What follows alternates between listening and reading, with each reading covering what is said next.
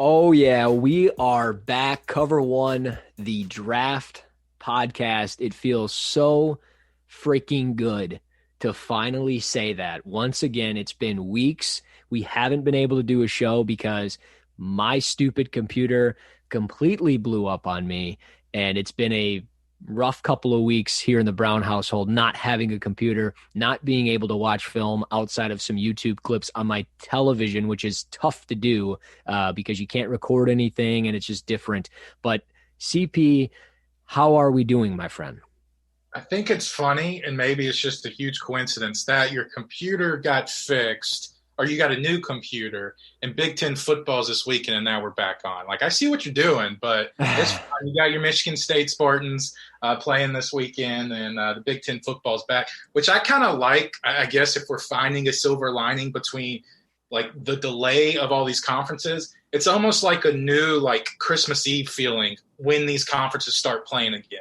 You know, you had the first wave of some of the Group of Five and three of the Power Five, and now you're seeing the Big Ten take place. And so it's kind of fun where you get a little more excitement, maybe week by week. And it starts tonight, with Wisconsin and Illinois. So I don't know. It's just kind of a cool. I guess that's the silver lining with all the COVID stuff that's going on. At least from a personal perspective, it's kind of cool to see an opening day happen. 8 weeks into the college football season? It's pretty cool.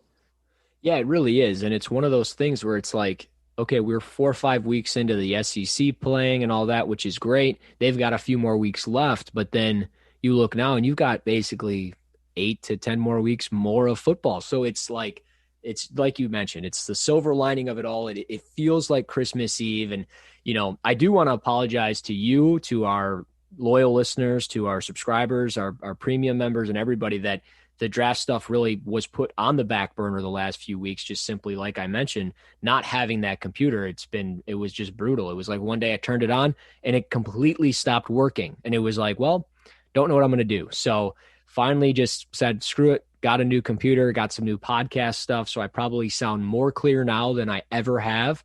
And just rearranging this office to do some more video stuff when we get really into the thick things of draft stuff. But we do want to jump into college football right away on today's show because, like we mentioned, 4 or 5 weeks of the SEC, the ACC, it's all happened so far. And I mean, I think we got to start at the top, and that's Clemson. And Clemson is by far the best team in the country right now, in my personal opinion. They've scored 242 points to start the year.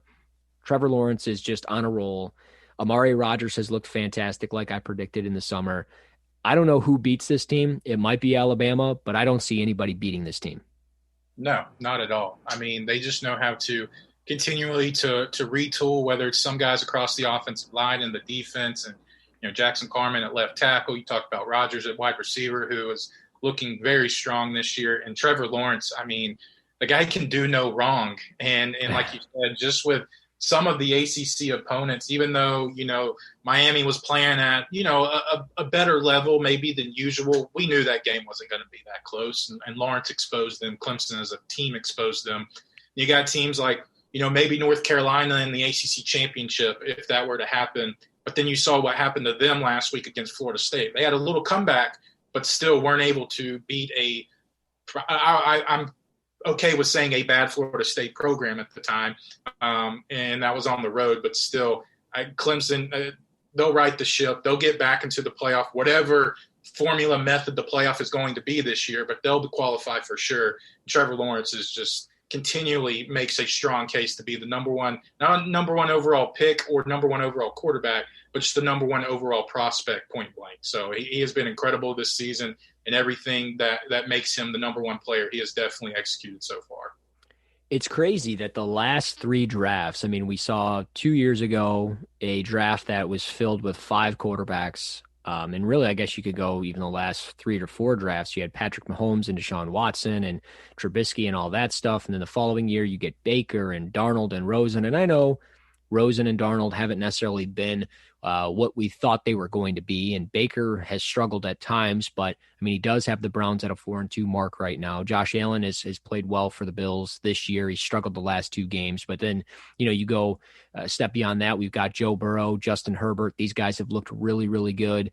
And now you look into this year, and you've got Trevor Lawrence, who is, like you said, by far probably the clear-cut favorite to be the number one pick if he comes out, which I would be surprised if he didn't, but I know that's been the rumor. Does he come out? And aside from that for Clemson, Travis Etienne has been, I mean, he hasn't lost a step. And some people thought he was crazy for coming back, which I would agree. I mean, I don't know if he necessarily goes in the first round like he wants to, because he had that second round grade from the college advisory board, but he looks more dynamic as a pass catcher than he ever has. He's running so efficiently between the tackles, and his lower body looks thicker than it's ever looked. And I mean, like him, and this goes to credit to Amari Rodgers, but Travis Etienne and Amari Rodgers are built like the same way. And these are two fun prospects to watch. And like you mentioned with Trevor Lawrence, 15 touchdowns to 1 interception. You can't do no wrong by Trevor Lawrence.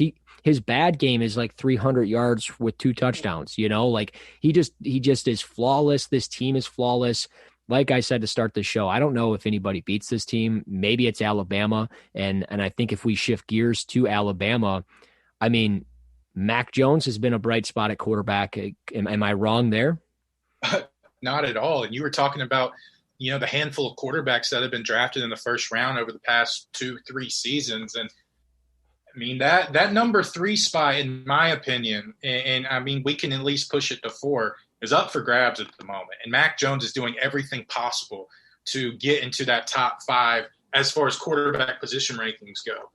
Because, he's hitting 78% of his passes and 74% of his 90 completions this season have gone for first down. So they're not check downs. They're not little screen passes. He's throwing the ball down the field. I think his average completion is 13 yards. So he's pushing the ball down the field. And sure, I know, hey, Christian, he's throwing to potentially the best player in college football besides Trevor Lawrence and Jalen Waddle at receiver. Devontae Smith, Mechie's doing his thing. He has a really good offensive line. I get that. But so does Trevor Lawrence right now, and look what he's doing. And I'm not comparing the two from a first round or first overall pick perspective, but Mac Jones is doing everything possible to get his name creeping up into that top 50 conversation, if not first round, because you're looking at a guy that's smart, and when he makes a mistake, he rebounds just like that. And he's just on track to be a very productive quarterback for Alabama so far this season. He played outstanding versus Georgia. I know he's had a couple of hiccups this year, but I say just a couple of hiccups. 12 touchdowns to 2 interceptions. He has really good pocket presence. He can push the ball all across the field. Mac Jones is doing everything possible to get his name in the first-round consideration. And I'm not saying, can he overcome Trey Lance, which I think is kind of the pseudo number 3 guy right now, just given, the preseason hype coming in. A redshirt sophomore, 1 game at North Dakota State this year, 1 season as the full-time starter. Mac Jones with a potential playoff and potential national championship, and maybe even in the Heisman conversation, it's going to be hard to dismiss him from being a first-round quarterback. Really couldn't have said it any better. I mean, you mentioned that number 3 spot, and I'm sure we'll talk about a certain player in the independent rankings, but yeah, Mac Jones with Jalen Waddle and just the weapons he has around him. Like, yeah, those guys are making plays. Devonta Smith is tremendous after the catch. Jalen Waddle, obviously great after the catch as well. And Najee Harris, I mean, a fantastic running back. He's got 11 rushing touchdowns on the year already, almost 500 yards. It's ridiculous how good Najee Harris is for a player of his size at 6'2", 230. I mean, early going, I think he's the best running back in the country. I truly believe that. And I mean, obviously that helps a player like Mac Jones who needs a consistent running game behind him in case he does have any flaws. And it keeps, I think, defenses honest. So when Mac does go back to throw, whether it's play action or out of the gun, whatever it might be, he finds ways to make those plays. And I think that's helping him, no doubt about it, but he's still got to make those throws, and he's making those throws. And you bring up so many good points on Mac Jones, but defensively for Alabama too, we didn't even talk about Clemson's defense, but I don't think Clemson's defense is as good as Alabama's, which is led by Dylan Moses. And thank God this guy is finally healthy. He comes back from the torn ACL, and, at 6'3", 240, he's already got 37 tackles on the year. Just an instinctive linebacker who is certainly helping his case to potentially be the best linebacker in the draft. And I know in the summer we talked about it. Dylan Moses or Micah Parsons. Parsons opted out from Penn State, and he's going pro, and he's focusing on that due to COVID and everything. But Moses playing this year, really helping himself. Is there anybody I'm missing from Alabama's defense? Maybe a Christian Harris, but I don't know if he's a redshirt sophomore or just a true sophomore, but he's been impressive as well. Yeah, you got Barmore in the interior defensive line, kind of be that tweener, D end, or put him maybe at that 3 tech. He's played well, working his way up until a first-round pick. Maybe Patrick Surtain, the outside corner. The secondary for Alabama hasn't looked as good as it has in recent years with Nick Saban, but Surtain is definitely the outlier in a positive way. So he's the guy that's kind of pushing maybe for that top cornerback spot. I know we're going to get into Rashaan Wade out of Ohio State. Caleb Farley, Virginia Tech, opted out. He's another guy to consider there at the top. But I think those are two to three guys on Alabama's defense. I mean, you're still probably looking at, 5, 6, maybe even 7 potential first-round picks for Alabama, which is nothing new to say. And if those, 7 don't go in the first round, then you're probably going to see, 8 or 9 go probably in the top 50. So they still – they don't have Tua, they don't have Judy, they don't have some other players on the defensive end, but they're still playing very good football so far. They're finding ways to piece together a little bit of that defense. Again, it's not as good as it has been in recent years, and maybe that is the downfall potentially if they get to that playoffs and play the electric offenses of the caliber of a Clemson. But we'll get there when we get there. But Alabama, from an NFL draft prospect standpoint, still looking pretty good so far. Well, as we talk about defenses staying in the SEC, I mean, there's probably no better defense in the SEC and maybe no better defense in the country outside of Georgia. I mean, just statistically, I mean, they've given up only 78 points on the year, and it's led by, Richard LeCounte in the secondary, Eric Stokes, who I love. He's physical. Both those guys combined, they've got 5 interceptions on the year. It's just a good defense overall for Georgia, and it gets them back to kind of where they were a few years ago, man, when they had, Lorenzo Carter and all those playmakers up front. And it was such a fun defense to watch with Roquan Smith and everything else. But I mean, I like what I've seen from Georgia's defense. Their offense obviously is really hit or miss with Stetson Bennett. But defensively, I like the Bulldogs.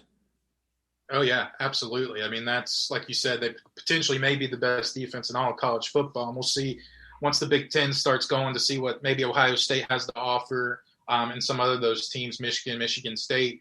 But, yeah, with Georgia, and another guy that's definitely turned some heads, Tyson Campbell, the other corner for Georgia, opposite of Eric Stokes. I think both those guys can make pushes to be back in first-round caliber cornerbacks. Tyson Campbell, I know he had one play against Jalen Waddle where, it went viral in the picture where he was put on his back and just watching Jalen Waddle, sprint to the end zone. But outside of that, I mean, Campbell, he meets the physical threshold. And I think one of those gauges you have to look for cornerbacks battling the SEC is how do they defend Seth Williams? Because Tyson Campbell met the match in that Georgia matchup in week 2. And then J.C. Horn, a guy that just dominated Auburn last week with the help of a very inaccurate Bo Nix, but Seth Williams could not find a way to expose J.C. Horn. So I think maybe Seth Williams in the other end, but maybe it's a compliment because he is one of the better receivers in college football, one of the more physical guys in college football.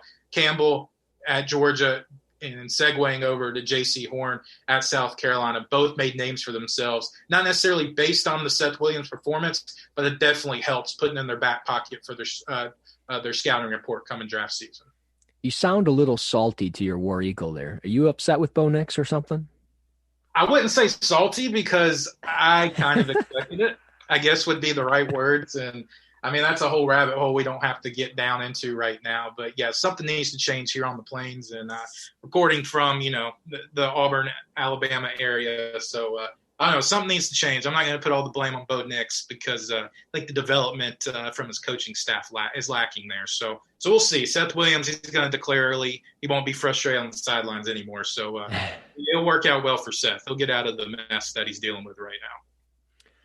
I just had to ask. You sound a little salty, but I mean, it's good to know that you didn't have the highest of expectations going into this year. I don't have super high expectations for Michigan State in year one either for Mel Tucker, but we'll get into that momentarily. But just real quick on Georgia, I know I mentioned Stetson Bennett in this offense that has struggled. One name I didn't mention was Zamir White, the running back, who I'm a big fan of. I think this guy's got that potential to be maybe the potential leader for the second tier of running backs if he comes out this year at 6'2", 215, the redshirt sophomore.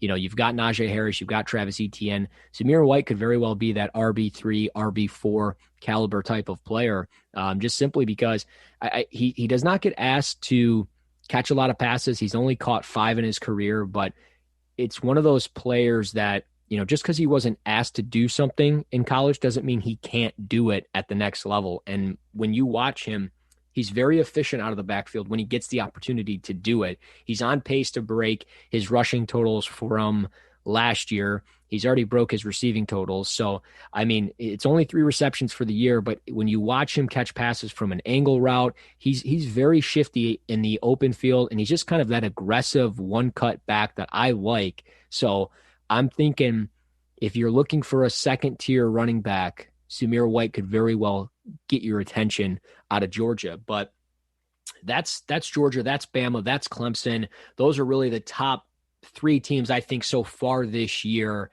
outside of maybe another SEC team, and that would be the Florida Gators, who maybe they're coming back down to earth here. But it felt for a little while that Florida was back to being what they were growing up for us. I mean, Florida was so good with those years of Tim Tebow and even before that. But here they are now, led by Kyle Trask.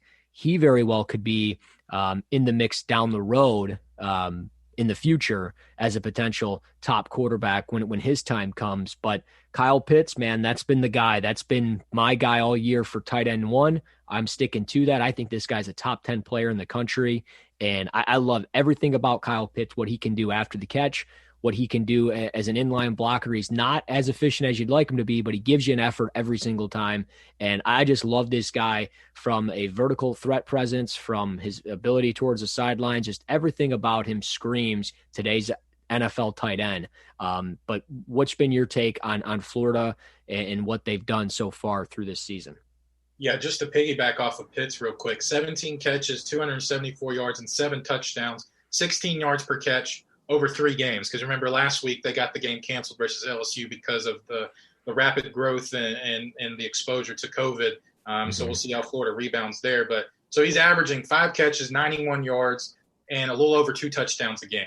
6 red zone touchdowns. And his other touchdown came of 71 yards against, sure, a bad Ole Miss defense, but still, when you get your tight end to score 70 yards from the goal line, that's pretty impressive. So I'm with you. Pitts, tight end 1. We'll see how Pat Freiermuth, the tight end out of Penn State, does when their season returns. But still, I think Pitts is pretty much solidified one of the best players in college football, and that from an NFL draft perspective as well. But a guy that's definitely caught my eye, sticking with the Florida offense, Cadarius Tony, number 1 wide receiver, has been outstanding. 18 catches, 237 yards, 4 touchdowns, averaging just a little under 80 yards per game. The guy is just I want to say a Swiss Army knife, because you can use him in multiple packages, but you got to have a plan when you're facing this Florida offense if you're on the defensive side, because this guy can beat you in so many different ways. You get the ball in his hands, and Jim Nagy, the Reese's Senior Bowl executive director, commented and said, guys like Brandon Ayuk and Deebo Samuel were guys that, maybe a lot of teams were just, I don't know, maybe had a hard time judging them because they were just kind of just those yards after catch guys, but you're seeing a role used for them. And I asked them the question point blank and said, who are some of those guys that you see in the college football landscape right now? Tony was one of them, mentioning the likes of Jalen Waddle and Rondale Moore out of Purdue. So if you're in that company, that says a lot going forward. So I think Tony's definitely looking, I don't know where he's ranked right now, but I think you're definitely looking at a day 2 prospect, just given the volume you've seen from him and just his overall repertoire from his scouting perspective. I think Tony has done so much to gain, just positive draft stock this season. I think he's one of the guys, if you're looking across the whole college football landscape, of some of the guys that have definitely increased their draft stock, I think he's one of those top 5 guys right now. Well, he's from Mobile, Alabama. So, I mean, I think it's pretty certain that we'll see him at the Senior Bowl. If there is a Senior Bowl, I'm assuming there will be. I don't know how much media access we'll have, obviously. But before I follow up on the Tony comment and all your analysis there, because I completely agree, love him. I just want to make myself clear. Kyle Trask, yes, is a senior. He will be coming out. When I said he'll have the potential to be a QB1 down the road, I meant like he's not QB1 now. He should go to a system and spend some time carrying a clipboard is what I meant. I should have I probably should have elaborated a little bit on that, but I like Kyle Trask. I don't think if I was drafting in the first round or second round or even third round, if I was going to bring him in, I wouldn't be drafting him to start right away. I would definitely try to develop him a little bit and maybe put some pieces around him if it was me. But in a true 2020 journalism perspective, I'm going to take your first quote and I'm not going to even feature your little rebuttal right there because, and I say this like, guys, I love journalism. I have a journalism graduate degree from Auburn University. So I'm making a joke to the system that I came from. So I'm just going to cut that first quote and then just let everybody react to it. How about that? Please do put it on the headlines of every paper everywhere. But yes, to Tony, 5'11", 190, like you mentioned, he is just he's a yak machine, and he's just like he's this aggressive runner that it not only does he have speed in the short game, but like once he gets going, if you try to arm tackle him, best of luck, man, because he's going to run through. And he's just not that gadget player. I think he could be truly a featured receiver in an NFL offense, and not like a Julio Jones type of role, but almost essentially comparable to a Tyreek Hill. I know he probably won't be that fast. He could be, but I don't think so. But either way, I love what he brings to the table. And, whoever gets him, I think it'll be a lot of fun to watch. But I mean, that's Florida. I haven't really paid attention to who they have defensively. I don't think there's really much. I have another wide receiver I'd like to talk about, but if you have anything else on Florida, feel free. But if not, I'm going to just jump into another receiver that I really like. Yeah, keep going. Florida, the only reason they have an L on the board is because of their defense. So not to say there's not any individuals that aren't worth talking about, but we'll keep carrying on to the sexy part, and then we'll talk about the offense. Well, a player that you need to start circling out of the SEC. Not a very good football team, but this is, I think, a very good football player. And I've been talking about him to CP. I've been talking him up. Elijah Moore out of Ole Miss. He's got 42 receptions for 575 yards already this year. This is a guy, man, that he doesn't look like much from a size weight perspective. He's only 5'9", 185. You see him in the slot a lot, but he fits today's NFL for all of the motion that you see in the game today, from whether it be the Eagles, whether it be the Chiefs, whether it be the Rams, whoever it might be, you see all this motion, all these players moving around.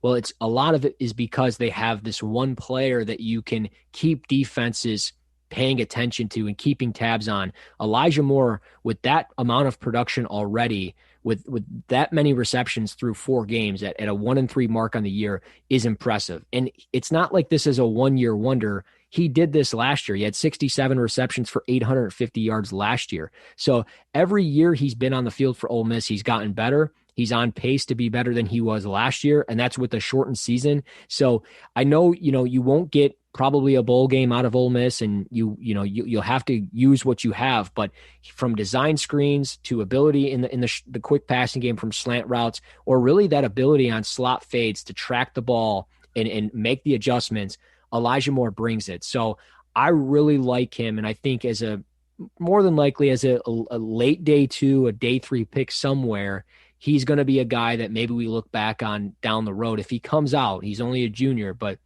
if he comes out, I think we look back and say, man, this guy, how did we forget this guy? So keep tabs on him now. On what day is it? October 23rd. So keep tabs on him.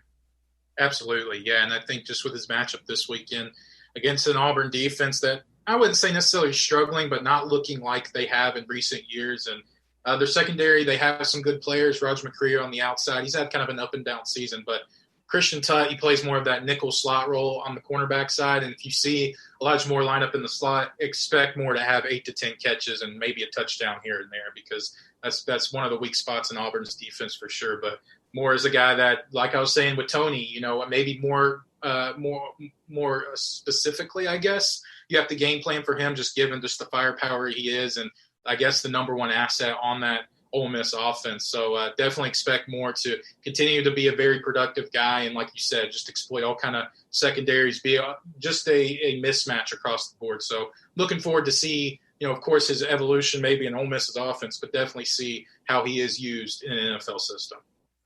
Yeah, and I don't know. We'll see what happens there. Outside of that, for the SEC, I don't really have much else. I mean, LSU, they've been struggling quite a bit, to be expected. They lost Joe Burrow. They lost Jamar Chase. They lost, so many different players up front. And really the only big bright spot, and I kind of expected it after Jamar Chase, was Terrace Marshall Jr., who has looked, I mean, pretty much the guy that you saw on tape during the year. He's averaging 20 yards a catch. He's got 7 touchdowns already. So he's been the lone bright spot. I love what he brings. I mean, I don't think he's Justin Jefferson by any means, but I think he could play as a big slot receiver at 6'3", 200. I think he's got the vertical threat ability to get down the field with his athletic ability and his tracking ability. But aside from that, he could also play a little bit on the outside. I still like him a little bit more in the slot, but he's a player that I think when we talk about the sexy wide receiver picks, he's probably going to be that day 2 pick somewhere where a team's going to take him and hope for that type of production that you get out of a player in that area of the draft. But I mean, that's been to me the lone bright spot offensively for LSU. As for defense, I mean, I don't know if you have anybody that stands out outside of maybe like Jacoby Stevens. Yeah, I mean, that's pretty much it. I know Jabril Cox has made a little bit of an impact coming over from North Dakota State, but like Florida, this LSU defense has struggled mightily and is the reason for their downfall. And it will be interesting. I think right now it's being reported that Miles Brennan will not play against South Carolina. So South Carolina, coming off the high last week of Auburn, may be able to get 2 maybe program kind of foundation wins for Will Muschamp, who's kind of on the hot seat. Maybe they'll get, I won't say lucky here. I mean, South Carolina is still willing to beat an LSU team that is trying to still find itself. And especially offensively, they've had some bright spots, especially in the passing game with Terrace Marshall, like you're talking about. Maybe this is an opportunity for South Carolina to kind of flex their muscle and get another win. But outside of, LSU prospects, we can put a bow here on SEC football before we jump into the Big Ten this weekend. Drake Jackson, the center out of Kentucky, I think he has looked outstanding, throwing bodies around, and just Kentucky plays that physical smash-mouth football. Drake Jackson definitely embodies that. I think Alex Leatherwood, the left tackle for Alabama, has looked great, looking like a first-round caliber player, like he kind of did last year. I know there were some struggles there, maybe enough for him not to declare for the draft, but looking like a top 20, top 25 guy right now. I think Shi Smith, South Carolina wide receiver, has looked great as well. So those are 3 other guys that need to be mentioned, at least some of the risers, I guess you could say, when we're talking about the SEC prospects. And one last one, just to kind of put the one more. And if we're on offensive line, we got to go this route, and that would be Trey Smith, the big cherry on top. I mean, this guy's 6'6", 330. He came back this year. Kind of surprised some people because he was very, very much draftable, last year. And, I get it. A lot of it was because of the blood clots and all that stuff. So there was the lung issues. So no doubt about it. But sometimes when you see that, sometimes you get players that just come out to try to get that paycheck, and he would have been drafted regardless. But he is really doing himself justice to potentially be one of the top interior offensive linemen in the draft process. I mean, we'll talk about one of our favorites out of Ohio State here momentarily, but Trey Smith, this guy is built like a brick, what, and I've loved every bit of his tape so far through the summer and what I've seen so far this year. It doesn't look like he's lost a step, and he looks even more aggressive than he's ever looked. So Trey Smith, Tennessee, like you mentioned, Alex Leatherwood out of Alabama, and the Kentucky kid as well. So many quality offensive linemen, I think, in the SEC every single year. But moving over to one last player before we jump into the Big Ten, and it is on the West Coast. Normally we have Pac-12 After Dark. We haven't been fortunate enough to get that yet this year, but there is one team that's kind of on the West Coast, and that's BYU.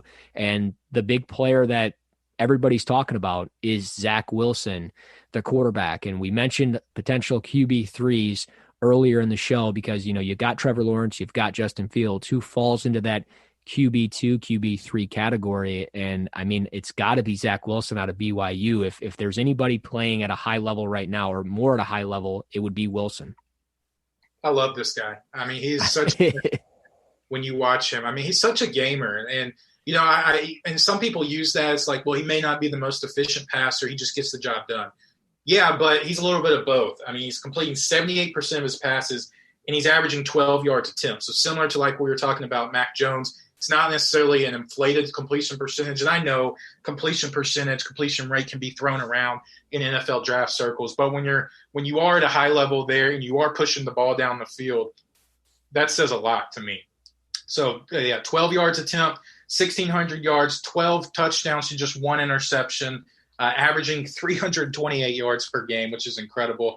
And he can still do a lot with his legs. 6 rushing touchdowns, just right at 100 yards as far as rushing goes. So the guy just puts the team on his back, and BYU's playing some good football right now. And at 6'2", 210, he has kind of that physical makeup that you're looking for. And, I mean, I wouldn't hold my breath if you're saying that Zack Wilson cannot be a first-round quarterback because I think, he's very highly thought of, and you saw an injury last year, and BYU just wasn't the same without him. And I think Wilson is definitely putting so many attributes, so much high-level play for him to be considered in that top 3, top 4 type category if you're breaking down the quarterbacks for the 2021 draft.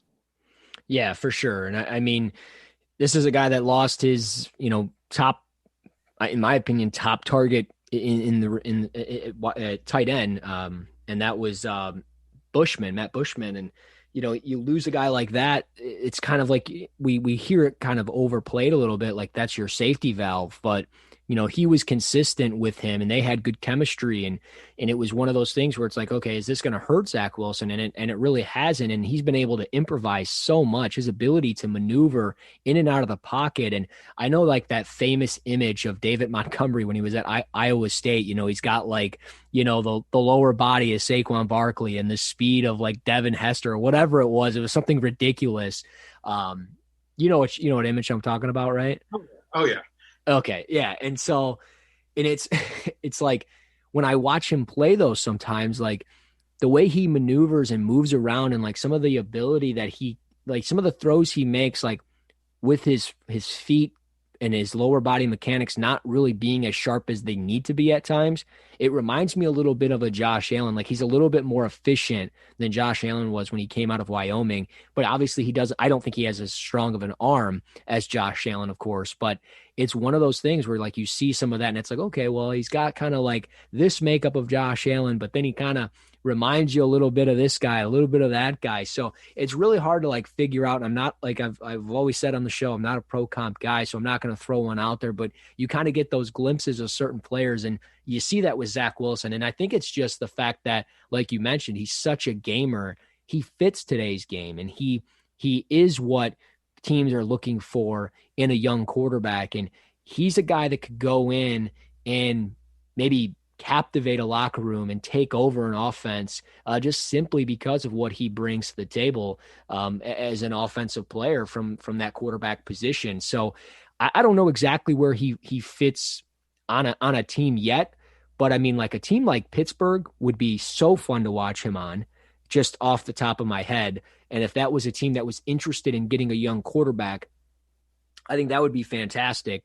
But I don't know if necessarily that would be what Pittsburgh does, but we'll see if he comes out. But he is certainly very much in that conversation for QB3 as a first-round potential quarterback without question. So that's Zack Wilson.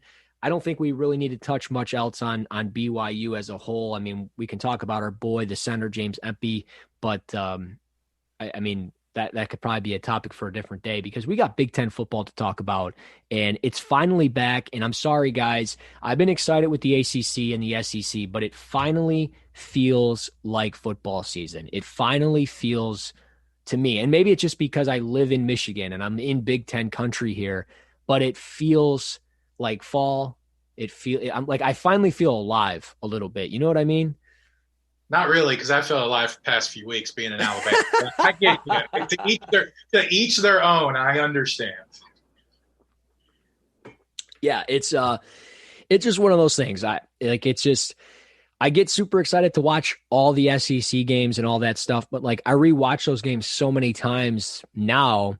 So when I get like Big Ten football, it's like, okay, these games, like they actually affect my life. They have like they really affect my life because I'm rooting for a specific team in this conference to do well, and that is Michigan State. And we'll start there because I got to get the fandom out of the way. Now, I was very, very hypocritical of the hire of Mel Tucker just simply because this guy's kind of been a one and done coach everywhere he's gone. But I do like what he's done so far in the early going, and I do like some of the players that he's recruiting. And I say this from an offensive lineman perspective of the fact that he's not going out and getting all of these 6'2", 6'3" guards and trying to turn them into left and right tackles. No, he's literally going out and getting 6'6", 325-pound offensive linemen across the board. And it's going to work, I think. But the big question mark is, who do they have at quarterback? Who do they have at running back? There's really no sure thing on this team because they've lost so much from Brian Lewerke to Cody White to defensively. They lost my boy Kenny Willekes and Joe Bocci, and Josiah Scott is now gone. So they've lost so many different players at so many different levels. How good can they really be? They're 13.5-point favorites tomorrow against Rutgers. I think that they will beat them, but I'm just curious what this team will look like. And it's hard for me to give really a preview of this team of who to pay attention to outside of Elijah Collins, the sophomore running back, who, we can sit and talk about, but really my guy at linebacker, and that's Antoine Simmons, who I think is just a flashy, can kind of do it all for you type of linebacker, from dropping into coverage to blitzing.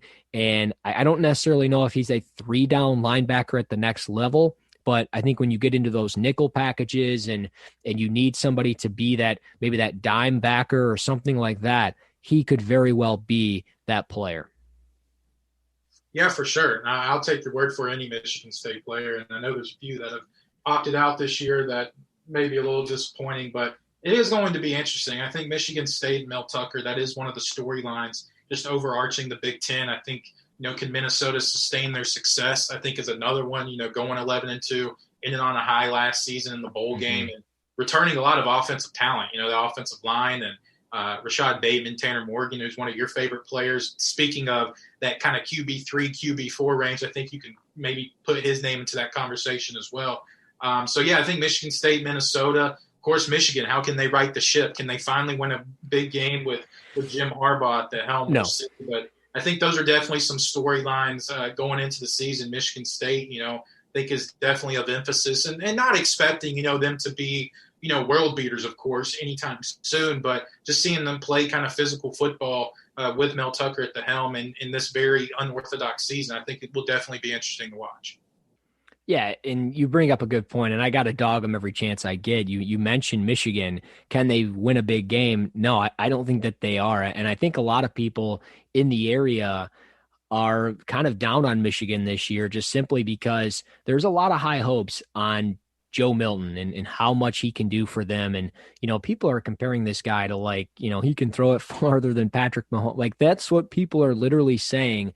And I mean, he is talented, 6'5", 243. There's no doubt. And he's from a place that my old high school football coach always used to say, Pahokee, baby, Pahokee, Florida. He's from there. I don't know why he always said that, but whenever I see it, it just makes me laugh. But you've got Joe Milton, but they've been just one of these teams that have kind of just coasted, and they've lost, just so many different players over the last few seasons, and they lose. They're in 4 out of 5 starters on the offensive line. I mean, this is the Big Ten. You need to be good up front or you're not going to be good. And I mean, Ronnie Bell is certainly a bright spot at wide receiver. I'm not going to take anything away from him. Charbonnet, the running back, is certainly good, but I just really wonder, outside of Aiden Hutchinson, Kwity Paye, and Cameron McGrone, what this team can do defensively. And those are 3 great players. Don't get me wrong. All 3 of those guys have the potential to be borderline first-round talent. I think Kwity Paye could be a sure thing of a first round pick for Michigan. But against Ohio State, I don't know how they beat Ohio State, and I don't know if they can even beat Minnesota this weekend. Tomorrow night at 7:00, 8:00, whatever time it is. But it's a night game at Minnesota. I don't think the weather's going to be too great. How do they beat them? I don't know. I think Minnesota could be putting Michigan on upset alert. Oh, absolutely. And to me, I don't think it's an upset by any means, given what Minnesota returns and just the status of that program. You talked about, Kwity Paye and Aiden Hutchinson going up against a huge Minnesota offensive line, and Daniel Fualele, I think is how you say his name, 6'9", 400 pounds, but the boy can move at right tackle. He can put guys in the dirt, but he can also shows that acceleration to pull and play in the second, sometimes even third level. I think that's a matchup you can watch in the trenches. That's definitely something we'll pay attention to. Talk about, the likes of Rashad Bateman and who's going to step up in that Michigan secondary. Thomas opted out, I believe. I haven't seen any news of him returning, who I think is their top corner number one. And so who's going to match up with Bateman? I could see Tanner Morgan definitely exposing that back part of the defense for Michigan secondary. So too many question marks across the board for Michigan. Another draft prospect they have, Jalen Mayfield, who originally opted out, has opted back in. He's a right tackle, redshirt sophomore. Looks to be maybe not necessarily a first-round prospect, but can definitely work his way up in that regard. So Michigan has a couple of individuals to pay attention to. But as a team, I just think it's going to be very difficult, one, playing against a Minnesota team, again, that is on a high coming off last year, well-coached team, returning a lot of playmakers. I don't know where to gauge Michigan, but they definitely have their work cut out for them this weekend versus Minnesota. Yeah, for sure. But a team that I don't know what they are, and that's Wisconsin. I don't know what this team is because they lose Zach Bond. They lose Jonathan Taylor. Like, they lost Chris Orr. They've lost so much offensively and defensively. And then they lose Tyler Biotish as well. Quintez Cephas. Or Cephas. I don't know what they are. And I don't think they're going to be on upset alert against Illinois tonight, but they're ranked going into this thing 14th in the country. Obviously I should probably reach out to my buddy Owen Reese and get his take on what this team is, but is Wisconsin a dark horse just simply because of the side of the conference that they play on and they, are kind of that automatic easy button to the Big Ten championship every year? Or are they a legit team? Because I just don't know what they are. I watch a lot of Big Ten football. Nakia Watson, is he somebody to keep tabs on? Probably. At 5'11", 229, out of Austin, Texas. He didn't look terrible last year. He averaged almost 5 yards per carry. But again, is he Jonathan Taylor good? I doubt it. Maybe, but I doubt it. So I don't know what this team is because of just so much uncertainty. Danny Davis, wide receiver, he's always kind of been that guy, could take the next step in a run first offense. And he's just kind of a guy. It feels like this is a well-coached team with just a bunch of guys. Yeah, that's fair. But like you said, it's almost like they're default division champions every year, just given what they return and just the status of that division. And yeah, defensively, maybe Jack Sanborn is one of the guys that you can look at.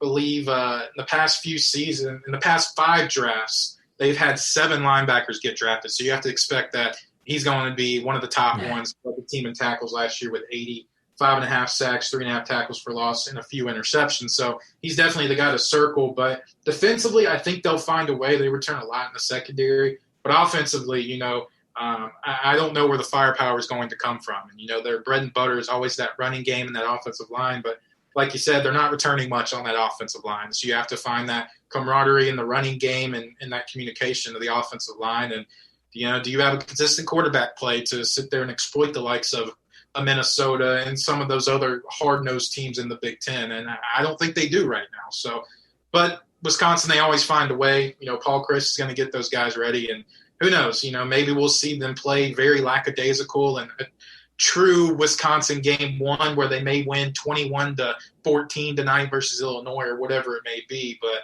I don't know. I think maybe not as similar to Michigan, just given expectations, but I think right now there's more question marks for Wisconsin that you would want entering the beginning of the season.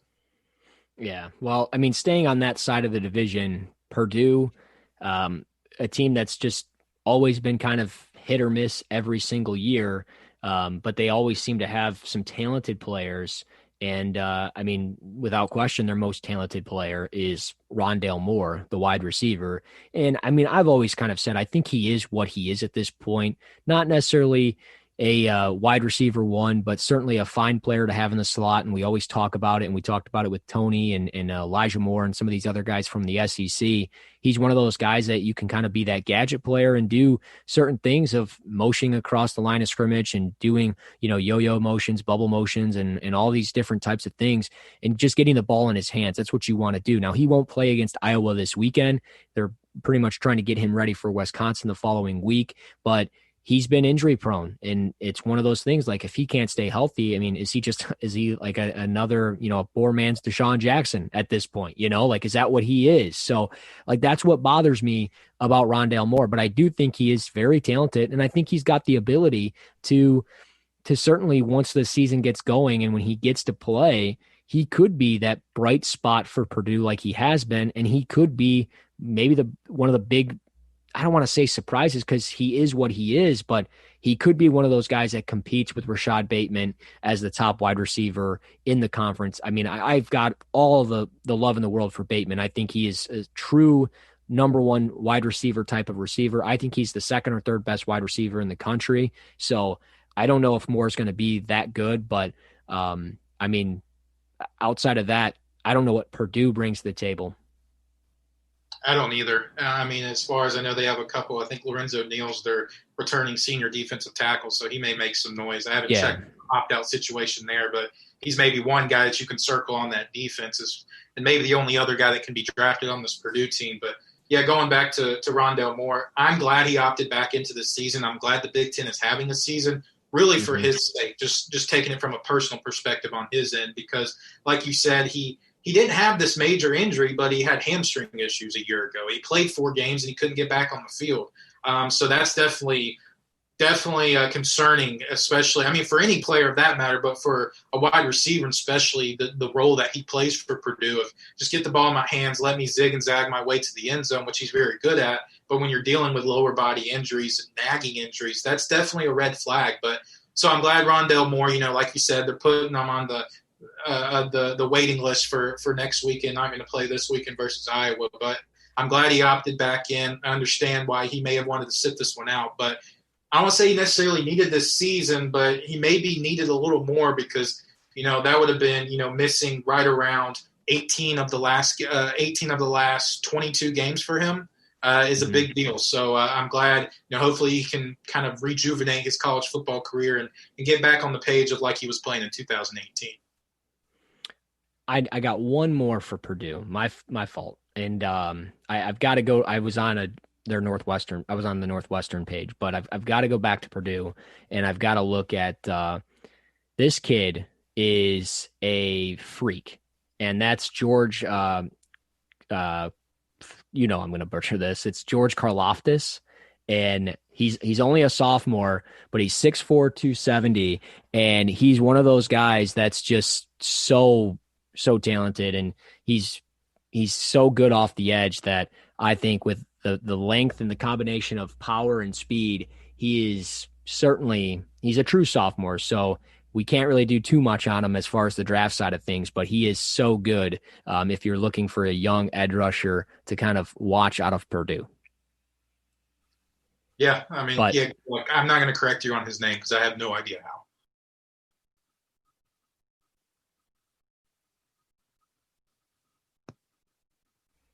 Yeah, so that's Purdue. And then Northwestern. Got to talk about your boy Rashaan Slater. He opted out. He's one of those guys that falls into that probably second-tier offensive tackle group. And Northwestern, they lose probably more of any talent than anybody in the Big Ten out of the COVID list. Rashaan Slater, he opted out. Aiden Smith, their quarterback, which is probably a blessing in disguise for them just simply because he had 9 interceptions this past year. But then you have, Travis Willock, their safety, and Sam Dup Miller, their defensive lineman who they lost due to, he opted out. But, when you look at this defense, Joe Gaziano's now gone. He went to the pros. You now lose Miller. Do you have that defensive line depth? I mean, their defense is led by Patty Fisher, and who it feels like Patty Fisher has been playing at Northwestern. Dude, he has been playing there longer than my son has been alive. And that's like 10 and a half years. Blake Gallagher is also a very talented linebacker for them. And he's also, it feels like he's been playing there for 47 years. So like, this is a team that they lose a bunch of players. There's really not a lot offensively to get like excited about, but defensively, you talk about those two players and I mean, you got a little bit of something. Yeah, for sure. And they return their four of their top tacklers from a year ago.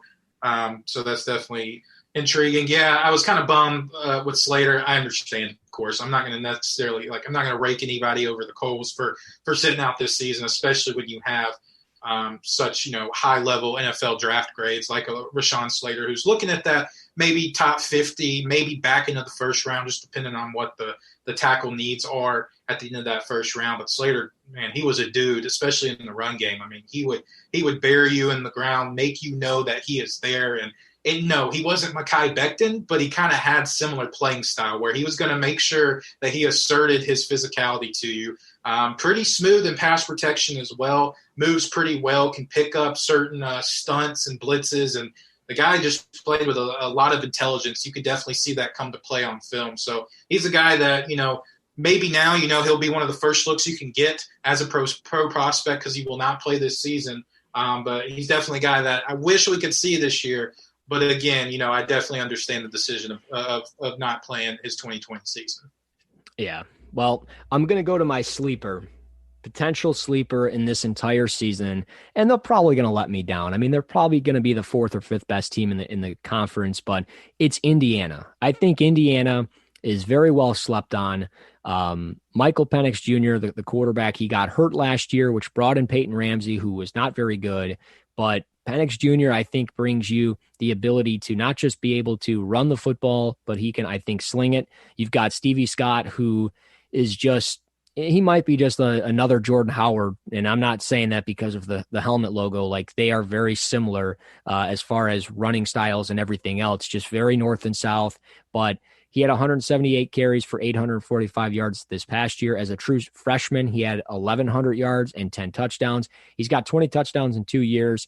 He could very well be a difference maker for them. And then just as wide receivers go, I mean, I'm going to butcher all of these. I mean, outside of this one, but Whop Philyor, maybe one of the best names in college football. He had 70 receptions for 1,000 yards last year, and that was with bad and inconsistent quarterback play. I love what this offense has. They have some players. I'm not saying that they're going to beat, Michigan, Ohio State, and Penn State, but I think they're going to very well compete in all of those games. And they've been competing in those games. But if those three guys that I just mentioned, if those guys are healthy, they've got a chance to possibly upset one or two of those teams. Yeah, I think so. 17 returning starters, and including their quarterback. And I'm glad you mentioned Stevie Scott. I mean, he's not necessarily this big-time dynamic type player, but he's a really effective runner, has a little bit of juice for a 6'2", 230-pound frame. He's also an asset in the receiving game, which is something, you're hoping to see a little more involvement in the college football game. Really, and this is no knock on the Big Ten, but especially in the Big Ten, where it seems like some of those offenses are just outside of maybe Ohio State, Minnesota, but they're just kind of maybe stuck back into like the 1980s old school type of football. So you're seeing the evolution of the running backs, seeing them utilized a little more on third and long situations. So it's good to see Scott. But yeah, I'm with you. Indiana, I think for the most part right now, they're a well-coached team, and they return a lot to maybe not be that game that you're just like, oh, that's a win, let's move on. No, I think they have enough players, like you said, especially on the defensive side as well, to give some teams some headaches for sure. Well, and a little draft notes for people. Taiwan Mullin, defensive back, and I'll drop this on Twitter here after the show, but Taiwan Mullin, their top defensive back, he was a true freshman last year. He had 13 pass deflections as a true freshman. Just a couple quick draft notes on him. He was a 4-star prospect rated by Rivals. He played in the All-American Bowl, was ranked as the number 43 cornerback nationally. And, he ran the 100 meter, 200 meter, and did the 410 or 4 by 100 meter relay in high school. He was an honor roll student. Now, get this, his brother, Taiwan Mullin, played at Clemson, and who is now with the Las Vegas Raiders, and his cousin is actually Lamar Jackson for the Baltimore Ravens. So just some draft notes. He comes from pretty good bloodlines of NFL players right now. And he's got the ball skills, man. He had 14 career interceptions in high school. Like I said, 13 pass breakups. Keep tabs on this guy. He's a true sophomore, but we'll be talking about him, I think, out of the Big Ten next year quite a bit. But I think Indiana, man, they got some players. They've been recruiting pretty well. I think that they've got the ability to really be something special. So, I mean, that's Indiana. I don't know if you have anything else to piggyback on it. What are your thoughts on the Mullin stuff? I mean, the guy's a dude.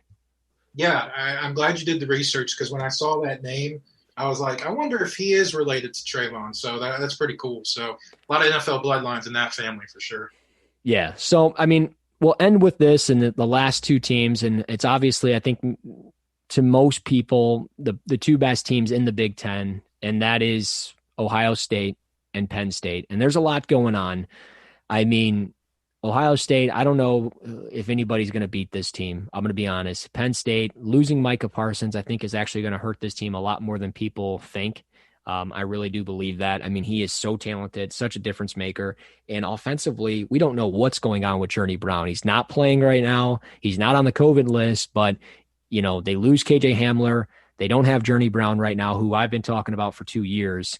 I don't know what direction this team's going to go. And I always feel like James Franklin, he's a good coach. He gets his guys right, but I do think he's slightly overrated.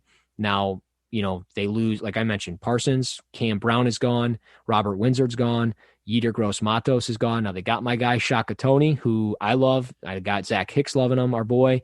They've got Ellis Brooks, who is actually, I think, a very talented linebacker, and now the floor really is his to step up. So linebacker 13, Ellis Brooks, keep tabs on him. But with Penn State, I don't know how good this team is overall and how far they can really go into the season. I think they can certainly win a couple of games. I mean, 6 games is pretty good winning wise when you only have an 8-game schedule. So we'll see what happens, but I don't know. Like Sean Clifford, is he going to be able to get this team where they need to be? I don't think so. Yeah, I'm kind of the same belief as you as well. I mean, when you lose your top player on offense, you lose your top player on defense with Micah Parsons, and you're still trying to find, what your identity is going to be. And, defensively, I think they'll be just fine. You talked about Shaka Tony, who talked about having some of the best names. He has to rank up there as well. Yeah.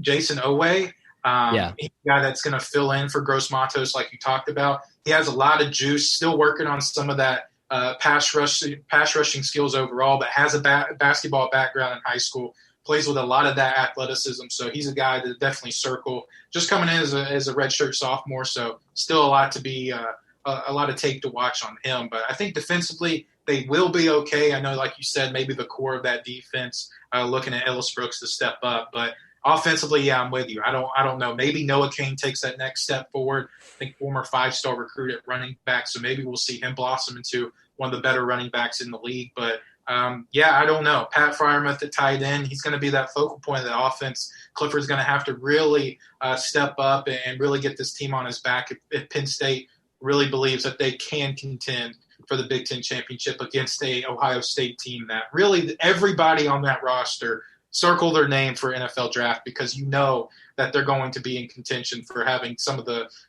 total draft picks when 2021 comes around and in years to come.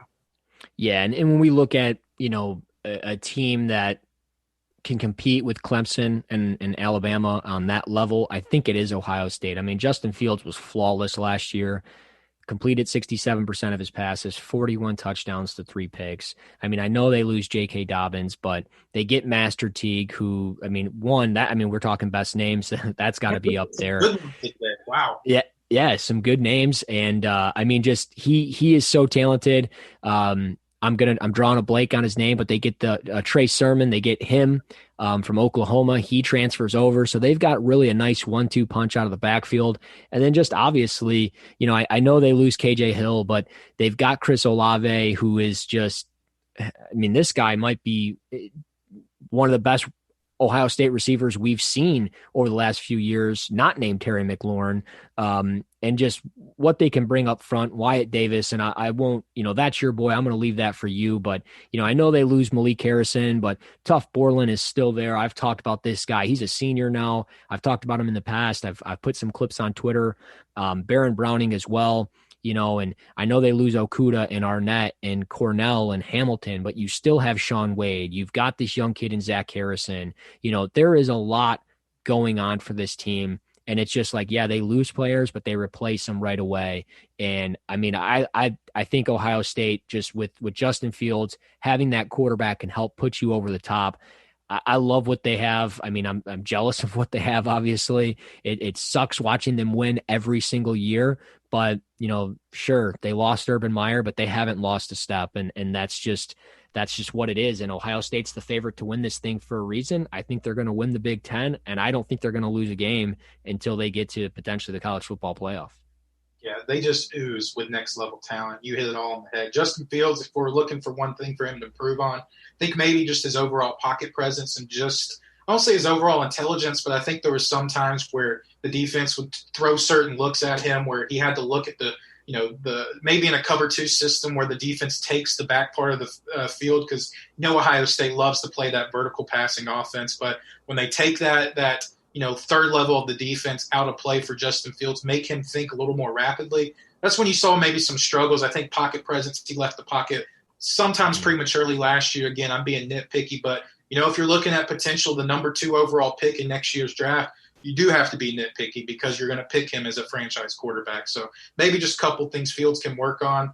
Chris Olave, I'm with you. I think this guy is a great wide receiver prospect. I think you're looking at a back-end first-round guy, and he has really good route-running ability, attacks the football, all levels of the field, some strong hands, and really just that pure wide receiver you really love to see, just a true wide receiver. Wyatt Davis, one of my favorite prospects. I think he's a top 5 player in college football, regardless of position. Oh, baby. Yeah, I think he is. I mean, I can't find something like – if you're looking at top 5 players, I'm looking at Trevor Lawrence, active or non-active, Trevor Lawrence, Jalen Waddle, Penei Sewell. I think Wyatt Davis is in that conversation. And I just think he explodes to the football. He plays with great pad level, great strength, plays with that nastiness, can beat you to the second level, is going to get a hat on the linebacker, can pull with ease, has a really good lower body. And I just think there's way too many positives to outweigh any negatives that people see. Maybe his timing is just a little off and his overall pass protection, but the guy he didn't allow a pressure or sack all of last year. So he checks the boxes in the passing game. I just talked about him in the run blocking game. The guy, I don't say he's a flawless prospect. I mean, of course you can still get better and improve, but the guy, I mean, I think he's he's a first-round draft pick a year ago, and I think you're looking at the same boat as potentially a top 10. I'm not going to put him in the Quentin Nelson category, but if you want to draft a guard in the top 10, you've seen how that's paid dividends for the Indianapolis Colts with Quentin Nelson. So Wyatt Davis, obviously, I think very highly of him. He's a hill I guess I'm willing to die on, and I don't think he's going to disappoint me at the next level. By all means, I believe in your process. I think he's a top 15 player. I won't say top 5, but I mean, I can't disagree with your analysis. He is fantastic. Ohio State is fantastic. This show today, a lot of information. It's been fantastic. We get through a little Big Ten preview. We've gone through the first four or 5 weeks of the regular season. We didn't get on every single team, obviously. There's still a lot of names to talk about, but that's the draft process. We'll get into all of those names throughout the fall, throughout the winter, but it's good to be back, my friend. I appreciate you taking a Friday afternoon, talking a little draft with me and all that good stuff. Of course, you guys can find us on Twitter at Russ NFL Draft, @_Christian Page. Be sure to rate, review, and subscribe to the podcast. We're finally back. I finally got a computer. Things are good. Life's good. The Big Ten is back tonight. Illinois, Wisconsin. I can't wait. I didn't even talk about the Illinois receiver that I can't say his name. Oh, well, I wouldn't have set you up for that until you just threw yourself in. So give it a shot. Let's hear it. I gotta look at his name first. I have to sound this out because, and the player I'm talking about, he's wide receiver number 9. He had 33 receptions last year for Illinois. He came from USC, had 9 touchdowns. I'm gonna say it's Josh Amatorabibi. Is that even close? I have no idea. I have no Oh, idea. dude, I thought you had like the sounded out thing in front of you or something. But he's 6'2", 220, and he's a fun player to watch, and he's a true bright spot on an offense that has a lot of question marks. Brandon Peters at quarterback, he struggles quite a bit, but he's got another year in this system, so maybe it works out for him as he transfers over from Michigan. So we'll see what happens there. But yeah, I mean, that's been pretty much the show. Like I mentioned, subscribe to the show on iTunes, on Google Play, Spotify, all that good stuff. Wherever you get your podcasts, we're on all of it. Again, find us on Twitter. CP, you got anything else, my man? Emat or Bebe. Emat or Bebe.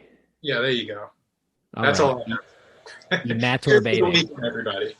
Well, enjoy the show. I don't know what audio I'm going to have on this show outside of, like, I don't know if I'm going to have the intro. I know we don't have any outro music, but the intro music's on the old computer. I might have to make some new stuff. I don't know, but we got audio. That's all I care about. We're going to put it together. Enjoy your Friday, everybody. Until next time, this is Cover One, the Draft Podcast.